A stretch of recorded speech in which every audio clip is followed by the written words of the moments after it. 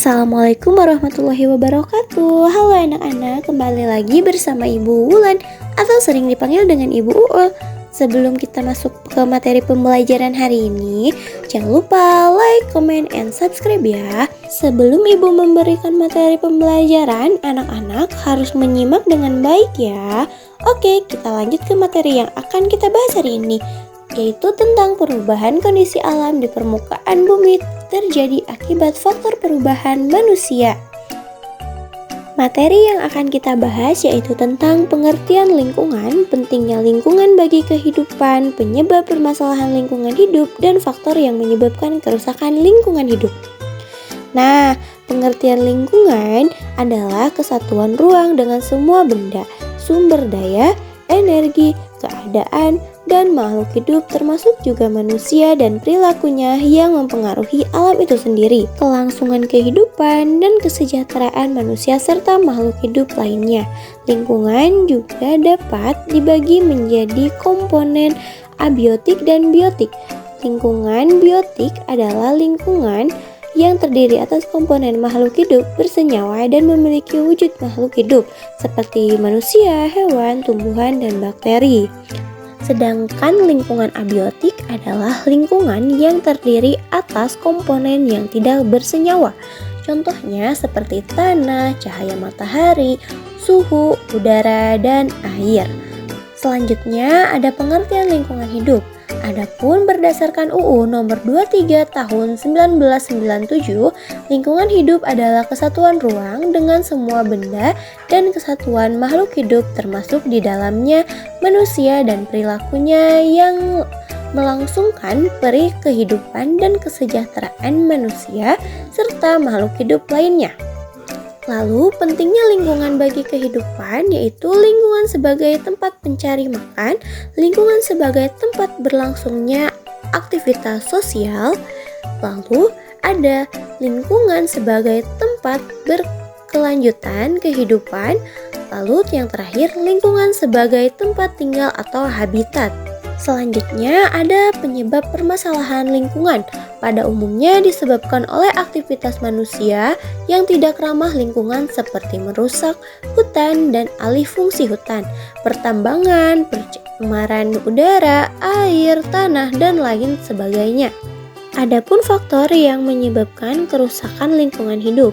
Nah, ada dua faktor yang menyebabkan terjadinya kerusakan lingkungan hidup, yaitu alam dan manusia. Untuk kali ini kita akan membahas tentang kerusakan lingkungan hidup karena faktor manusia. Yang pertama, adanya terjadi pencemaran udara, air, tanah, dan suara. Sebagai dampak adanya kawasan industri, dampak pencemaran udara yaitu sebagai kesehatan manusia. Polusi udara dapat menyebabkan penyakit paru-paru, asma, dan kanker. Dampak terhadap lingkungan, polusi udara dapat menyebabkan perubahan iklim, meningkatkan suhu, dan mengganggu keseimbangan ekosistem. Lalu, untuk hewan, polusi udara dapat menyebabkan perpindahan habitat dan hilangnya spesies. Kawasan industri pula menyebabkan dampak pencemaran air. 1. Kehidupan biota air, yaitu pencemaran air dapat mengganggu kehidupan biota air dan membunuh makhluk hidup. Lalu yang kedua, kualitas air tanah. Pencemaran air tanah dapat menyebabkan kualitas air memburuk dan mengganggu keseimbangan ekosistem. Lalu apa sih solusinya? Yang pertama, teknologi yang lebih bersih. 2. Efisien energi. 3. Daur ulang dan pengelolaan limbah. Dan yang terakhir, mengurangi penggunaan elektronik. Dengan mengambil langkah-langkah ini, industri dapat mengurangi dampak pencemaran udara dan air serta menciptakan lingkungan yang lebih seimbang dan sehat. Kedua, membuang sampah sembarangan. Dampak sampah yang dibuang ke sungai dapat menyebabkan banjir, longsor, penyebaran penyakit, serta merusak pemandangan, mencemari air, dan mengganggu ekosistem. Lalu, apa solusinya? Yaitu membangun dan melibatkan infrastruktur tempat pembuangan sampah yang efektif. lalu menerapkan peraturan dan menerapkan hukum yang ketat terhadap oknum yang membuang sampah sembarangan. Ketiga, pembakaran hutan sembarangan. Dampak pembakaran hutan dapat menghilangkan habitat makhluk hidup yang terdapat di hutan.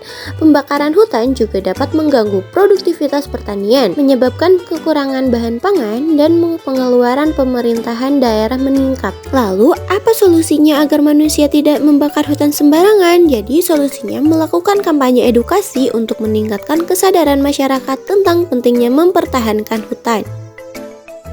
Kesimpulannya yaitu pola hidup yang menyebabkan kerusakan lingkungan adalah tindakan atau aktivitas yang berkontribusi pada kerusakan atau degradasi lingkungan.